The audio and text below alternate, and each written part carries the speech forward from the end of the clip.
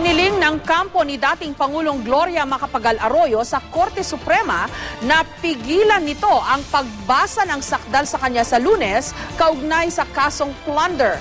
Matatandaang sinampahan ang kasong plunder o pandarambong ng Ombudsman si Arroyo at ilan pang mga opisyal ng PCSO o ng Philippine Charity Sweepstakes Office dahil sa di umano'y paglustay ng intelligence funds na mahigit 360 million pesos. Hiniling din ang kampo ni Arroyo na ibasura ng korte ang kaso. Bukod sa kulang di umano ng ebidensya ang prosecution, hindi raw mabuti ang lagay ng kongresista at posibleng lalong makasama raw sa kanyang kalusugan kung sasailalim siya sa paglilitis.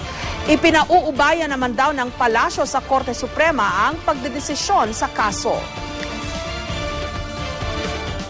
It's a matter for the Supreme Court to decide whether there is a valid cause for the former president to state so. Samantala, ibinasura ng Ombudsman ang kasong plunder laban kay Arroyo kaugnay ng di manoy maling paggamit ng pondo ng OWA o ng Overseas Workers Welfare Administration.